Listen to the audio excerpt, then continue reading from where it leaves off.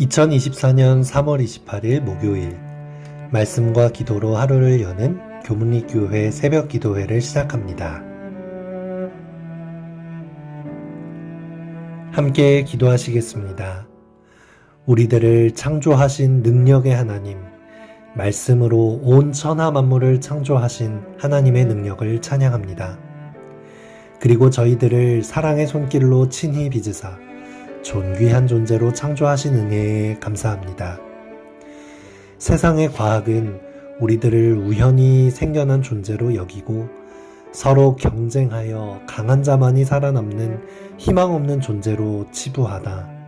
하나님께서는 우리들을 모태에서부터 계획하시고 서로 사랑하고 섬기며 살아가는 아름다운 인생을 허락하신 은혜 또한 감사합니다. 주님, 저희들 때로 창조주이신 하나님을 잊고 그저 경쟁적으로 세상을 바쁘게 살아갈 때가 많이 있습니다. 성령 하나님, 저희의 인생 속에 함께하여 주셔서 세상의 사상에 우리의 인생이 매몰되는 것이 아니라 우리들의 삶을 통해 하나님의 사랑이 세상으로 흘러갈 수 있는 저희들의 삶이 될 수 있도록 인도하여 주시옵소서. 우리를 죄에서 구원하신 예수 그리스도의 이름 의지하여 간절히 기도드리옵나이다. 아멘. 성도 여러분 안녕하십니까? 오늘은 부조와 선지자 9장 글자 그대로의 주일 네 번째 시간입니다. 오늘 말씀의 제목은 창조주를 경배하라입니다. 부조와 선지자 114, 116페이지에 있는 말씀입니다. 하나님의 말씀 가운데는 가장 위대한 학자들도 결코 답변할 수 없는 질문들이 많이 있다. 유한한 인간들이 그들이 자랑하는 온갖 지혜를 가지고도 결코 완전히 이해할 수 없는 일이, 심지어 일상생활의 평범한 일들 가운데도 얼마나 많이 있는지를 우리에게 보이기 위해 하나님께서는 이러한 주제들에 관심을 돌려보라고 촉구하시고 있다. 세상에서 가장 탁월한 지식인이라 할지라도 하나님을 이해할 수 없다.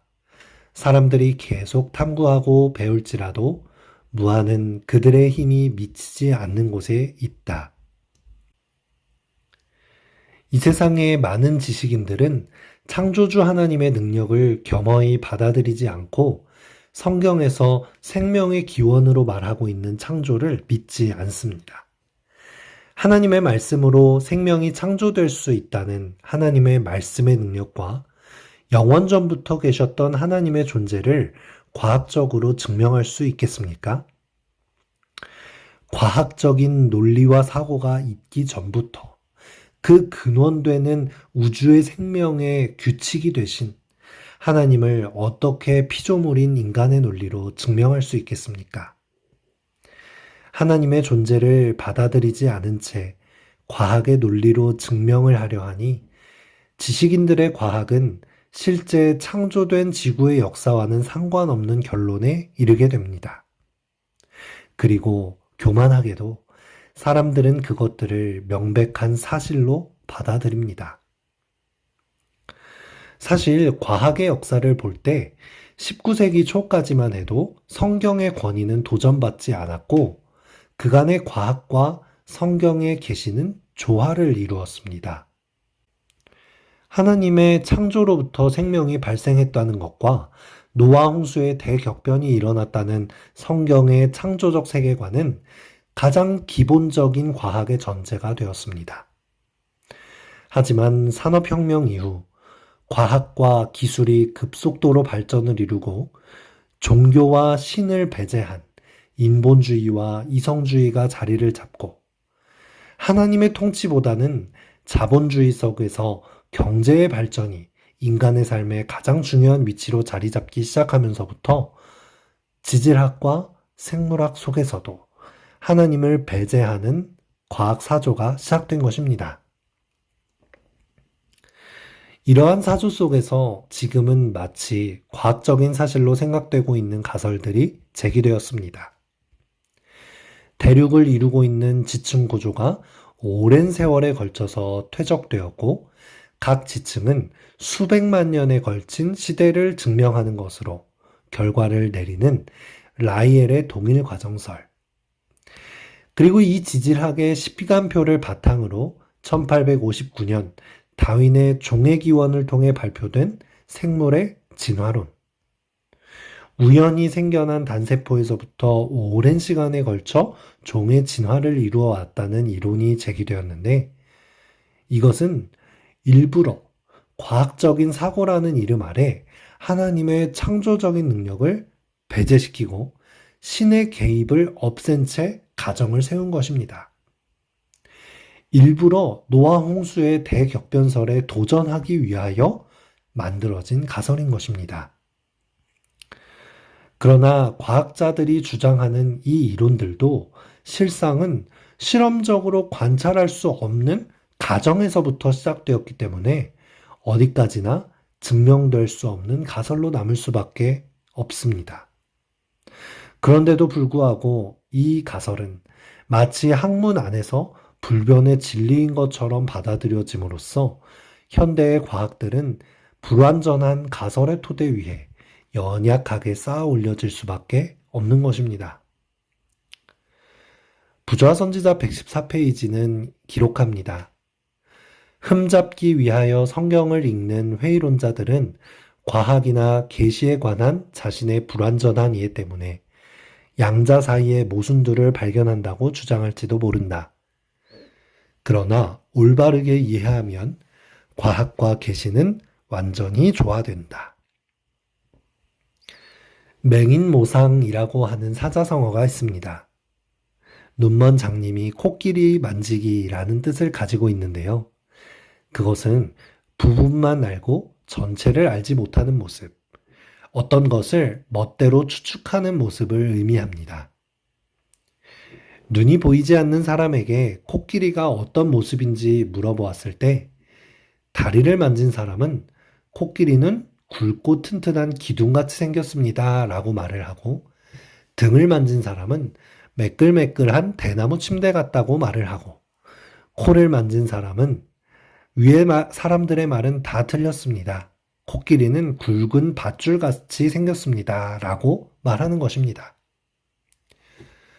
부분적으로 볼 수밖에 없는 능력을 가지고 코끼리를 정의 내리려고 하니 전혀 다른 결론에 이르는 것입니다.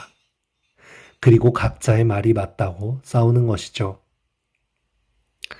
창조적인 능력이 없고 유한한 생명을 가진 우리들이 완전히 다른 차원에 계신 영원의 시간 속에 거하시는 하나님, 그분이 하시는 말씀 속에 창조의 능력을 가지신 그 하나님의 능력을 어떻게 정의 내릴 수 있을까요? 물질과 시간의 경계 속에 있는 우리들이 영적으로 존재하시고 어디에나 편재하고 계신 하나님을 어떻게 판단할 수 있을까요? 여러분, 창조주 하나님은 우리가 증명해야 할 대상이 아니라 우리가 경배하고 찬양할 대상입니다. 그렇기 때문에 하나님께서는 자신을 창조주라고 소개해 주시는 것입니다. 인간의 과학과 능력이 아무리 발전한다고 해도 싹을 틔울 수 있는 생명력을 가진 씨앗 한 토를 만들어낼 수 없습니다. 생명은 하나님께로부터 오는 것이기 때문입니다.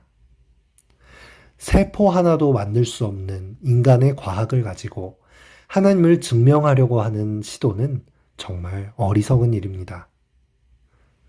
어떤 정교한 기계나 건물보다 정밀한 구조를 가진 생명체 하나가 우연히 생겨났다고 하는 가설 위에 쌓인 인간의 과학은 결국 우리의 존재를 아무 목적도 계획도 없이 우연히 생겨나서 그저 살아남기 위해 치열하게 경쟁하는 존재로 우리의 가치를 격화시킵니다. 하지만 하나님의 존재를 인정할 때 우리의 존재의 가치는 창조주로부터 사랑받을 존재, 온 천하 만물을 다스리고 보전해 나가는 지혜로운 자, 그리고 창조주이신 하나님의 자녀들이 되는 것입니다. 성경 말씀 속에는 창조주 하나님을 찬양하는 말씀이 가득합니다. 오직 주는 여호와시라. 하늘과 하늘들의 하늘과 일월 성신과 땅과 땅 위의 만물과 바다와 그 가운데 모든 것을 지으시고 다 보존하시오니 수효대로 만상을 이끌어내시고 각각 이름을 부르시나니 그의 권세가 크고 그의 능력이 강함으로 하나도 빠짐이 없느니라. 내가 하나님의 오묘를 어찌 능히 측량하며 전능자를 어찌 능히 온전히 알겠느냐. 하늘보다 높으시나니 내가 어찌 하겠으며 음부보다 깊으시니 내가 어찌 알겠느냐. 그 도량은 땅보다 크고 바다보다 넓으니라. 하늘의 하나님이 영광을 선포하고 궁창이 그 손으로 하신 일을 나타내는도다. 마지막 시대에 하나님의 남은 무리가 외쳐야 할 세천사의 기별 중 첫 번째 메시지가 하늘과 땅과 물들의 근원을 만드신 이를 경배하라 라고 하는 창조주 하나님을 경배하는 신앙을 회복해야 한다는 내용인 것은 창조주 하나님을 경배하는 것이 우리 인간을 가장 인간답게 행복하게 만드는 첫 번째 열쇠이기 때문일 것입니다.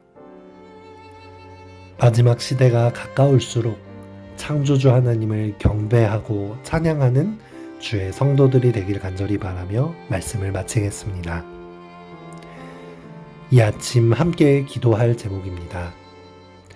하늘과 땅과 물들의 근원, 그리고 나의 인생을 창조하신 창조주 하나님을 경배하는 마음 가질 수 있도록 기도해 주십시오. 세천사의 기별을 세상에 외쳐야 할 남은 자손의 사명을 잘 감당하는 재림교인이 될 수 있도록 함께 기도합시다. 교회의 환우들의 회복을 위해서 함께 기도하겠습니다. 그리고 우리 교회의 패스파인더와 어린 자녀가 있는 가정들을 위해서 특별히 기도해 주시면 감사하겠습니다.